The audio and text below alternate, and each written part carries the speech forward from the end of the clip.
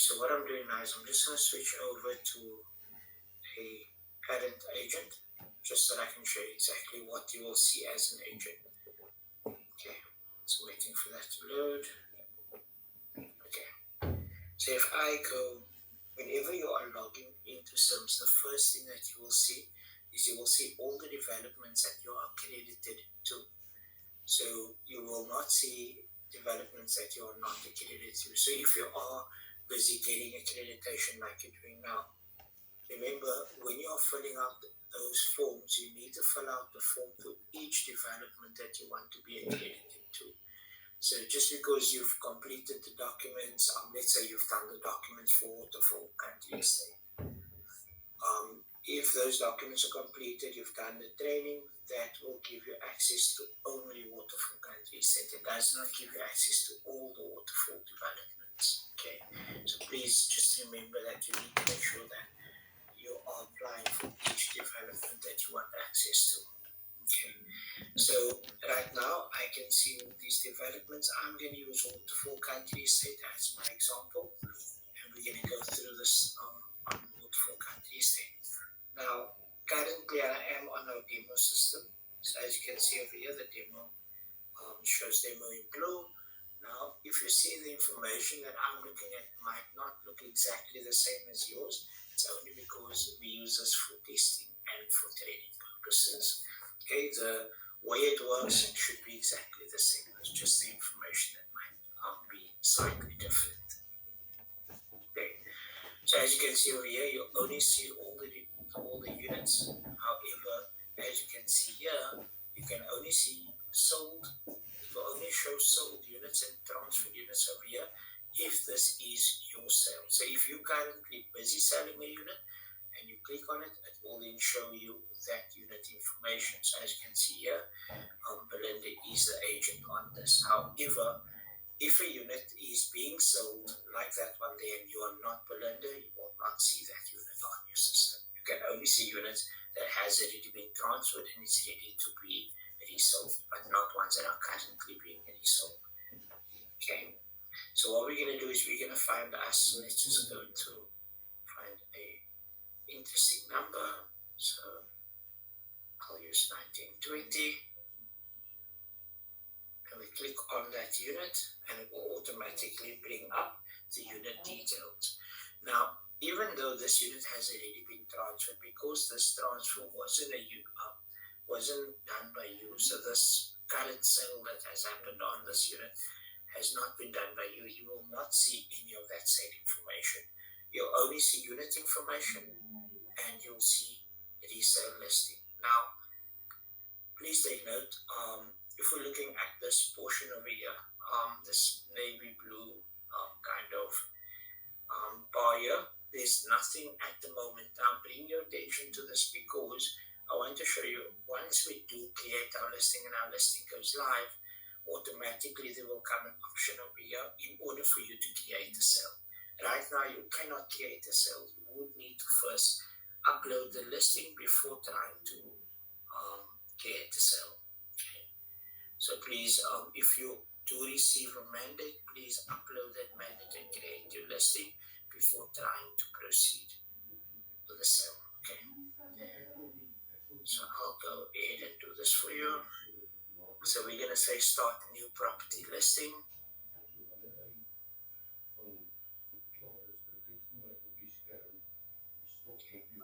So this is how we create the listing. There are certain steps that you need to follow. On the bottom right hand side, you'll see these are all the pages you need to complete. All of these pages need to have a green tick in order for you to proceed, besides other media. Other media is the only one that is optional, meaning that if you don't have other media, you can just leave it out and continue. But everything else, you need to have a green tick there. That is why it shows a red exclamation mark for required. Okay. On top here, you have listing overview, just showing you the status. That is just the sales map and the unit on the sales map as well. And your agency will show over there. Okay. So let's start. First things first, we need to upload our mandate. So we'll go in. You can select your mandate from your desktop or from your laptop. Just taking a bit long, sorry. So I'll do a test document for now. And as soon as the document shows over here, you don't have to hit save changes. You can just close because it's already saved. And then as you can see there, it shows that there's a green tick there and it shows that one document has been uploaded. Okay. Now also, when you are uploading your mandate, please make sure that you upload a valid mandate, meaning that it's still within the time frames that is your applicable mandate, or your mandate is set for, so start and end date. Please make sure that those are all correct. And then once you've done that, you need to put the marketing price. As you can see, it does show you what the unit sold for last. Now I'm going to go and make that, let's say 2.9. Now on the marketing price, not after, but at the end of the training session, I am going to show you a report that will help you kind of market your unit appropriately. It is called a CMA report, which is Competitive Market Analysis Report, which you will have access to as soon as you get access to sales. Okay, that will definitely assist with marketing price. Okay, then mandate started and mandate end date this year. Sorry, let me just add someone. Sorry, someone is trying to join. Okay, thought it was someone that is already in, but I'm gonna decline that one. That is too far into our training session. So sorry about that. Okay. So mandate start date is very important, as well as mandate end date. So if it is that you're halfway through the month and your mandate start date is for the 1st of October, please still select the 1st of October. Your start date must match what shows on your mandate itself. So just because, let's say it's the 15th today, just because it's the 15th today doesn't mean that we select the 15th. We still select the mandate start date. Okay. Then if it is that your mandate start date is maybe for a future date, so if it is that your mandate only starts on the 15th, you select that date, and then once you do approve everything, what will happen is that your mandate start date will hold it as it will be available but not live, meaning that your mandate is completed, so it's been approved, but it's waiting for that mandate start date to come, and it will automatically be pushed onto the live website. Okay, so even though your mandate is approved, it needs to fall within the mandate start date and end date. The same with the end date. If the end date does come on, so if it is, let's say that the end date is on the 30th of December, and the 30th of December comes around, the mandate will automatically cause it, or the end date will automatically cause it to be removed from the website. Okay, so I'm going to go ahead and save and next, and you'll see that it takes me to the next screen, which will be estate agents. Just waiting for this to load. Sorry, my system is a bit slow today. Here we go. Now, when you have a mandate, if the mandate is only for you, on the mandate it states that it's your mandate solely, then you will only select yourself as the agent. So, Belinda, however, if the mandate is for your agency and everyone within your agency, you select everyone that shows up with you. Okay. Now, if it is a open mandate for your agency itself, meaning any agent within your agency can apply for it, then what will happen is that once you select them over here, the client on the listing will be able to select which agent they want to deal with. And also, if it is, let's say, for instance, you want to select more than one agent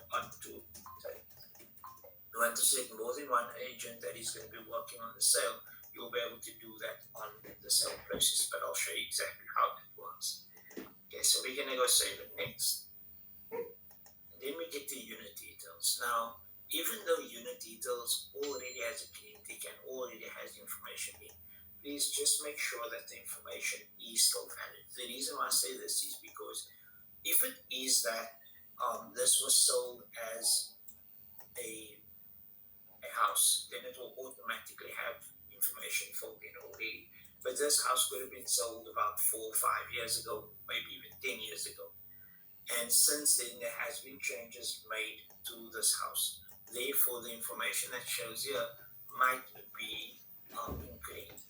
So let's say they've built on another room and maybe got another study. Okay. We just updated according to what the house is so that we're not missing out any information. And we go save it next. And then we get to listing description. Now, everything that I do on this training session is what you should do. This step here is the only step that is what not to do. Okay, so please, if you are selling a house, please don't put this as your description. You will not get much traffic coming through to your sale. Okay, so yeah, I know that's a really beautiful description. Now, with the description, even though I'm just putting in that 3 little words, please note that the description does allow for a lot of characters to go in, meaning that you can write your essays, your paragraphs, your unpublished books, whatever you need, you can put it in. It does allow for a lot. So for training purposes, I'm just putting in 3 words, but it will allow you to put a lot of info in there, so let the imagination flow. Then secondly, the thing that Janet has also mentioned is when you are putting in the description, if the client has not agreed to have or not approved for you to have the address in, please don't put the address in. Because remember, during this process of selling, we are going to be uploading images of the front of the house, the back of the house, what's inside of the house. So we don't want to show people what's in the house and also give the address in the same post. Okay, so I'm going to go save it next, and then we get to photo gallery. Well, this is another part that Janet has mentioned already, so I'm going to go through this again and just explain a few things to you. So with images, like Janet said, we're not looking for professional photographers to take photos and things like that. We do ask for high resolution images, but when we speak of high resolution images, most of the smartphones and iPhones can take really good pictures. So those images that the phones do take are classified as high resolution images. So when you're taking it, just make sure that it looks good.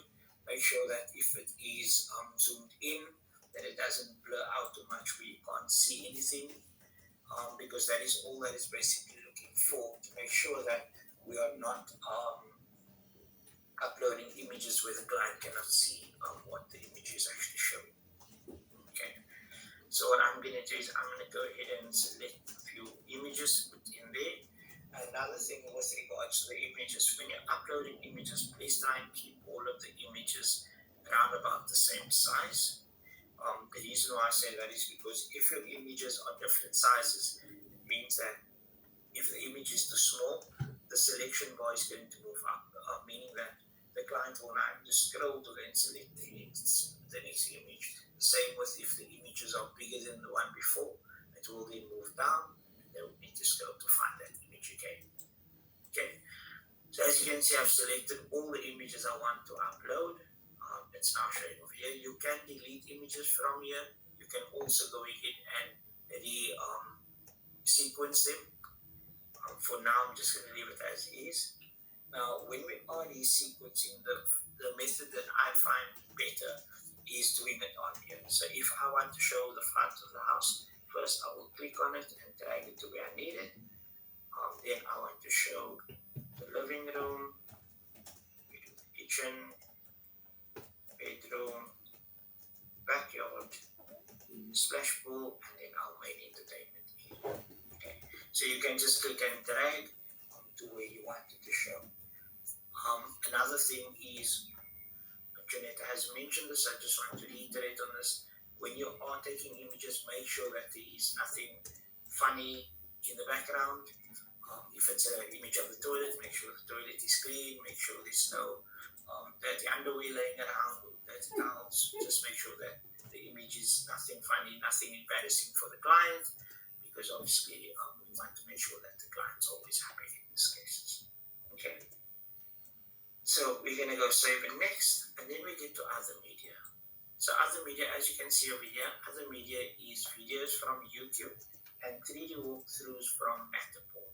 Those are the only things you're going to upload here. So if you do have a video on YouTube, you can go and click media 1. You take the address bar, you add it in. Address bar is what you'll find over here if you're watching the video. I'll put it in there, and then you just put your caption. So I'm just going to say walkthrough. Here's my caption. Let me say save and next. Now, if you have more than one video, you can go and upload more than one. It's not going to stop you. All you have to do is you can just click on other media, and it will allow you to add the second, the third, the fourth, as many as you need. Okay. Once you have uploaded all the information, you get to publish. Now, please, before you do publish, make sure that you have checked everything, that you are happy with all the information that you have uploaded. Because once you hit publish now, you'll see on status, it will show that it has been published, but it is awaiting approval. And if we go back to mandate, you'll see that approved over here is not it. Now, once you do confirm this, there will be a notification that goes over to to Jeanette and the team, letting them know that this is now done, and they will then need to come in and verify it. Now, before they approve the mandate, they're not just going to check if the mandate is valid. They're going to check the mandate, they're going to check pricing, they're going to check the mandate start and end, if it matches the mandate. They'll check all the information that you've captured in these 7 pages. If they are happy with everything and everything is correct, they will then approve that for you. Okay. So what I'm going to do now is I'm just going to switch over to myself, and I'll show you what it does.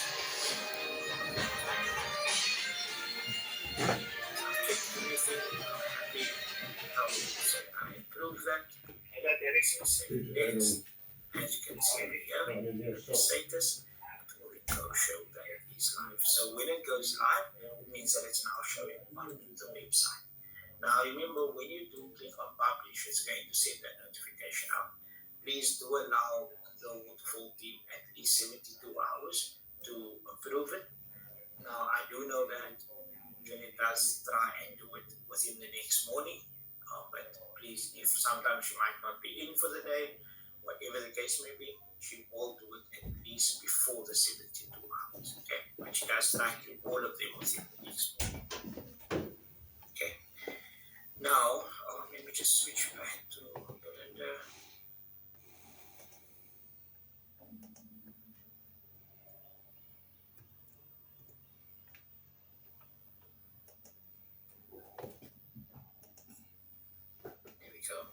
So I've switched back to Belinda.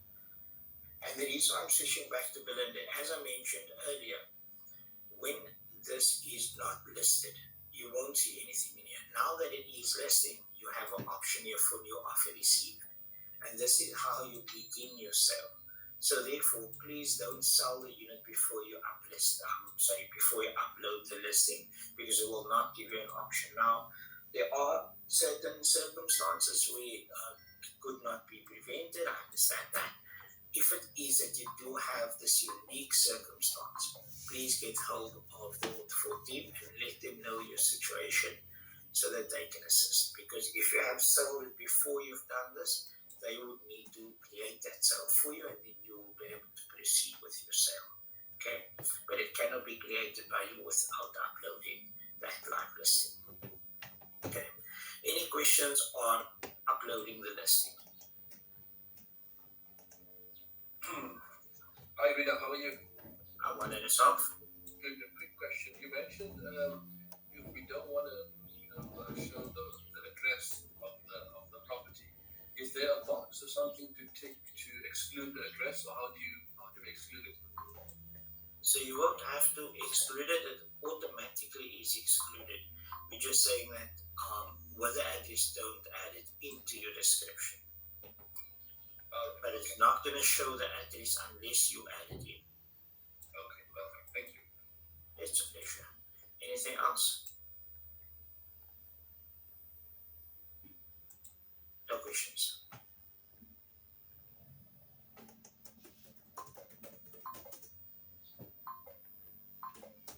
Okay, thank you so much. So now what we're going to do is I'm going to go and show you what it takes to do what do the listings look like. So I'm going to go to Waterfall City. So to find the listings, we'll go to stay. We'll select the estate that or the development we're looking at. So our listing that we've just done now won't show here because I've done it on our demo system. This will only show the live system. Okay. However, we are going to go look at one just to see what it should look like.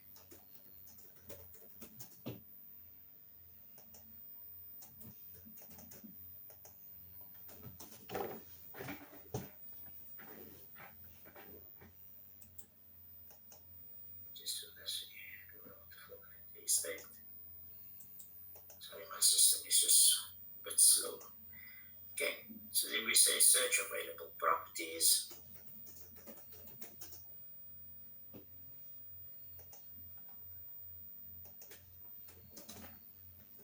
And then this is what it looks like. So as you can see over here, these are all looking exactly the same in the setup wise. The only thing that changes are the images and the information. So I'm going to use this one as an example just to show you what it looks like.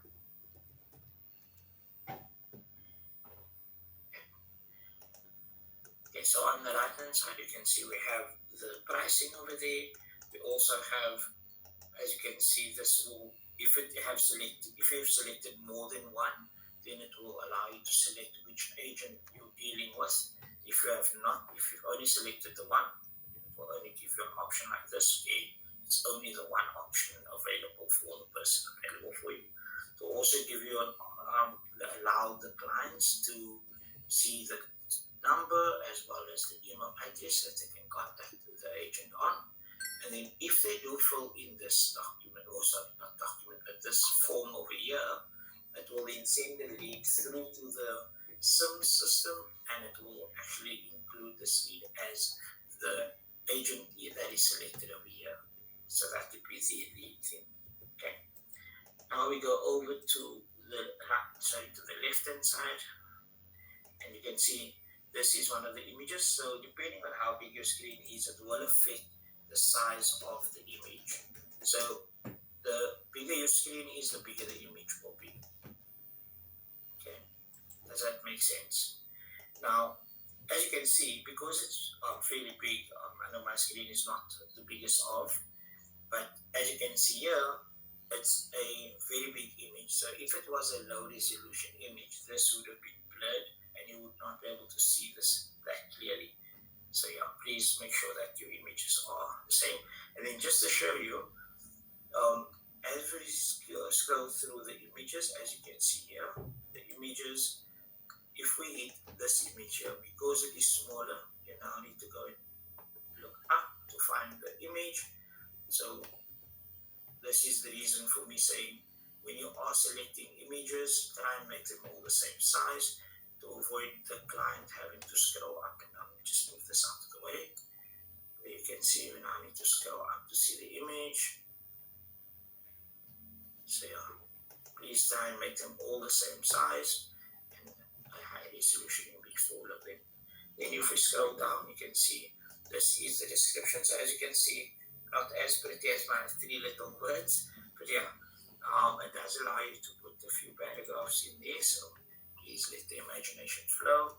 I'm just going to show you one more, just to show you another alternate. Let's use this one here.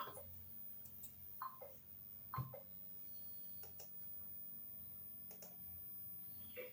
As you can see, same setup. In this one here, it does allow you to select which agent you're dealing with. The images, as you can see, they're the same size. So it makes it easy for the clients to scroll between them and not having to go up or down to find this selection. And then here you can see quite an extensive description there. So yeah, that is what our listings will look like. Any questions on the listing? Everyone happy? Just a quick one, Rita. Yes. Janet mentioned that there shouldn't be no direct marketing. So I just wanted to make sure that this particular link from Waterfall, can we use this link to market on our platforms, such as social medias? When you say listing, what do you mean by that? So this particular link that you're on Waterfall City, this way showing the listing, can we? To share this on your personal website? Yeah. Janet, is that possible?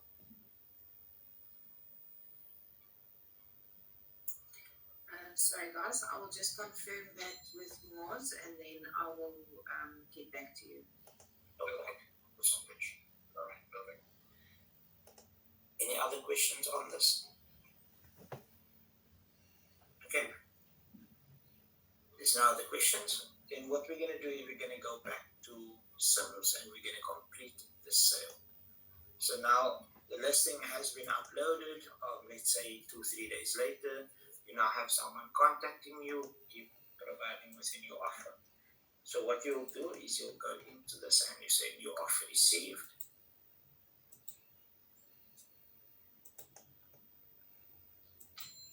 Okay.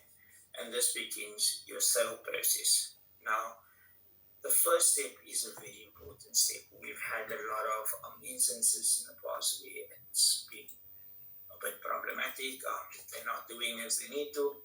So please, if it is that you are uploading, please make sure that you follow this first step and take note of what I mentioned now. So first thing you need to do is you need to add your purchaser. Now, when adding a purchaser, you can go ahead and add a company. You can also add an individual, or you can search for a lead if they've selected you and filled out that form that we spoke about earlier, which is this one over here. So if they filled this form out and they've selected you as the agent, you will then be able to search for them as a lead. Just find that again. So you will see the names pop up over here when you type in the name on top. Okay. Now for this one, I just want to explain. We're going to start with adding a new company. Okay. So when you're adding a new company, required information, you need to provide the registration name, entity type, registration number, and telephone number. You also need to provide us with a contact person. Now, if it is a company, the contact person is going to be everyone that is signing the sale agreement. Meaning, if the company has 3 CEOs, all 3 CEOs need to sign the sale agreement, and all 3 CEOs will be added as a contact person. Now, adding a contact person, you can just click on it, and it will then allow you to add a new individual, and you will then provide us with first name, last name, and email address. Okay. When you are adding a contact person, please make sure that the contact person does not have the same email address as the company profile. And then also, the contact person, if you're adding 3 different people as contact people, make sure that each of them have a unique email address as well as a unique cell phone number. Okay.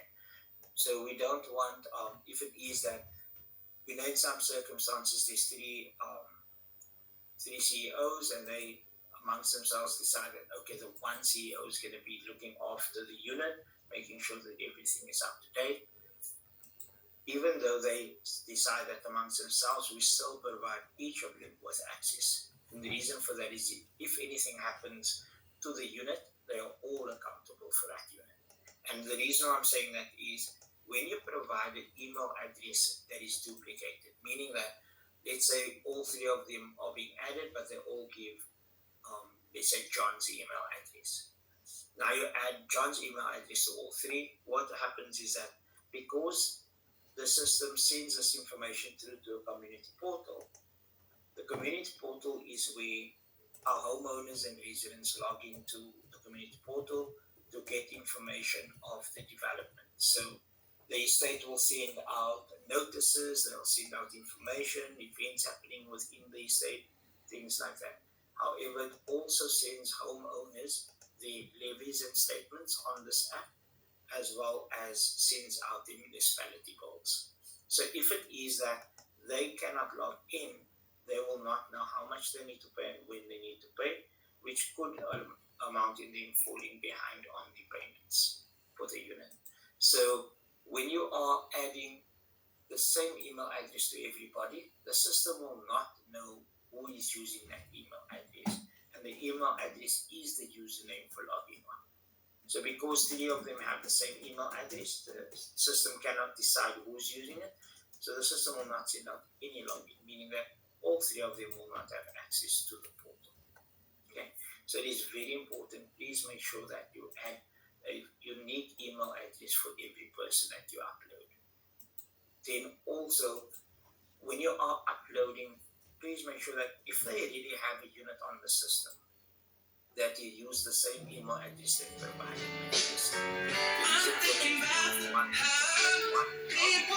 With all of the units that they own on that one profile. If you're adding a different email every time, which means they need to log into a different user to get that unit, and then they need to log out, log in again with a new username, and then they'll get the other unit. Okay, so try and keep it all the same, please. Okay, happy with that?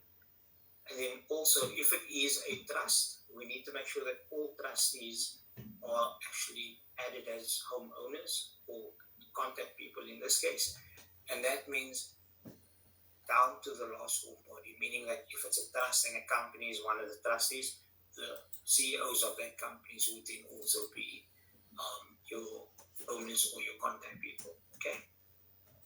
Then the same with individuals. If you're adding individuals, make sure that each of them have their own email address, the own email address that's unique to themselves, as well as cell phone numbers.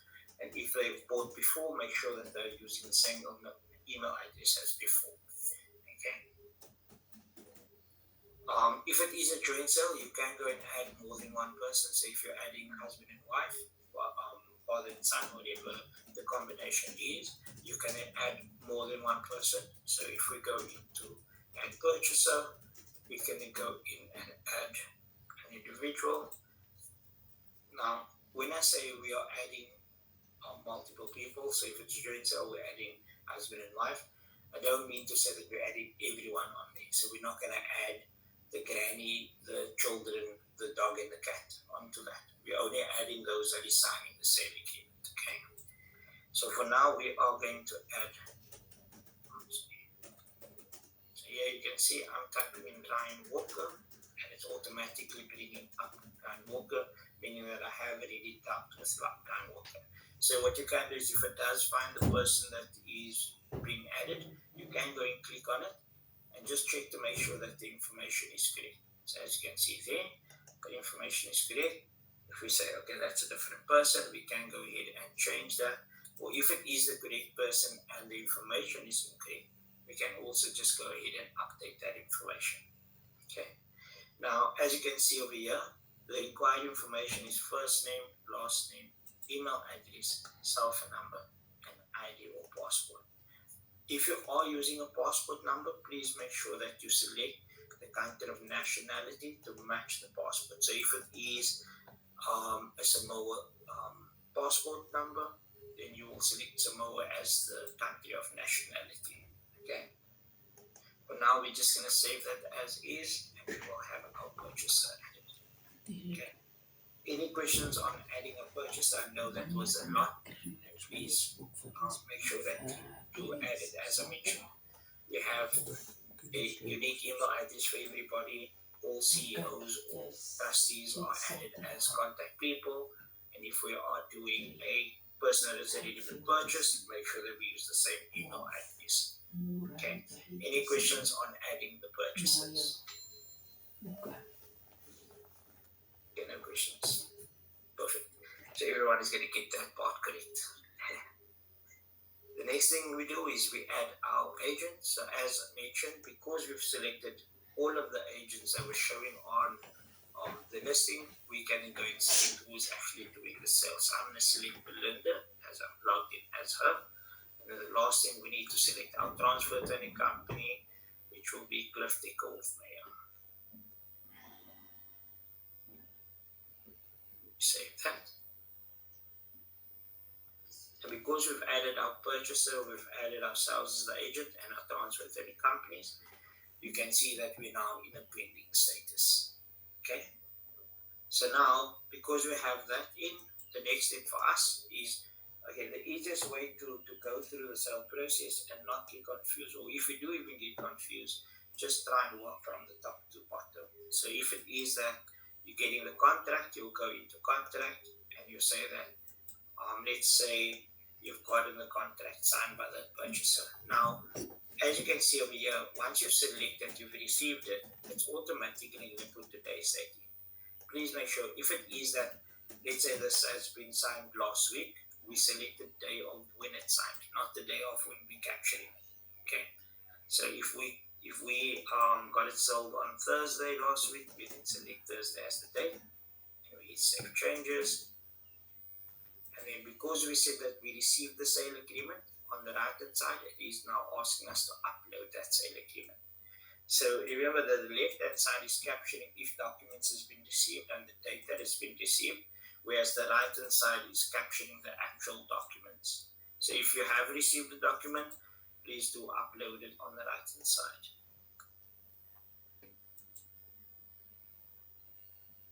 Okay, sorry, my PC is running a bit slow today. Probably have to optimize it. Just bear with me.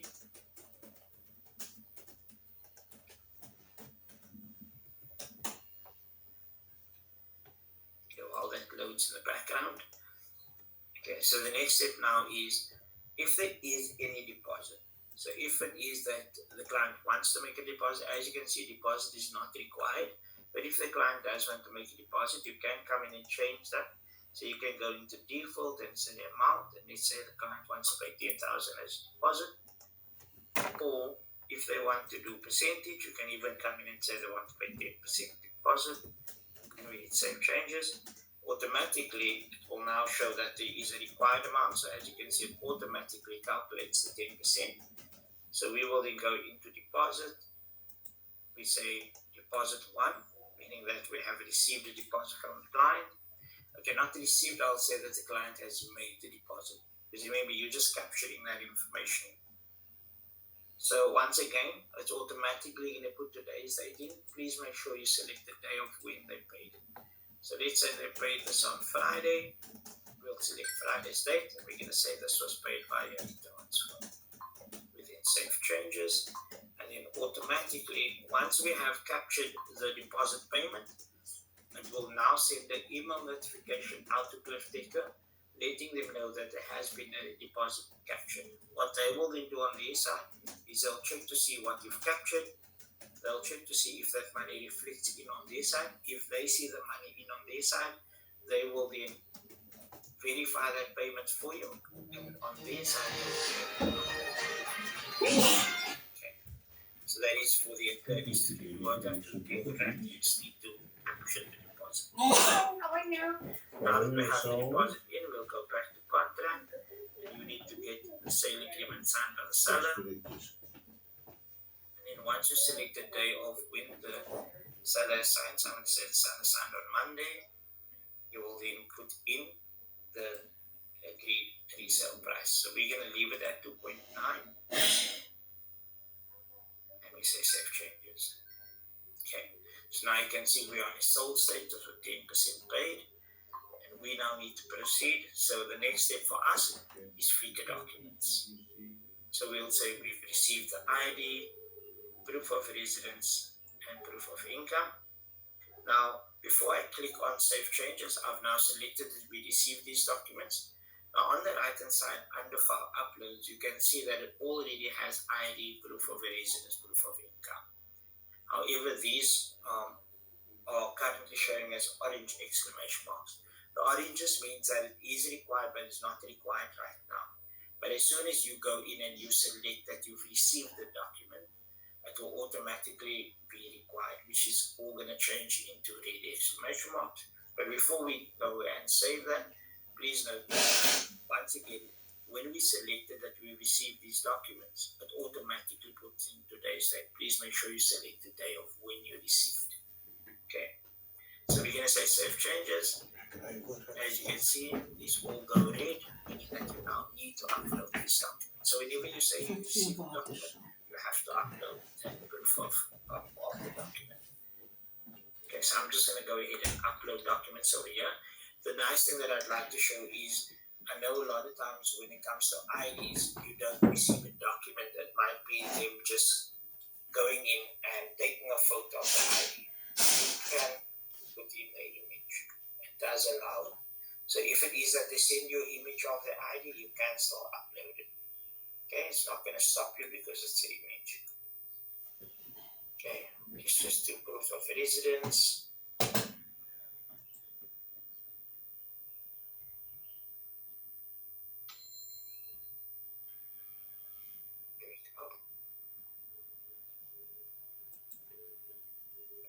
Residence. And then the last one is proof of income.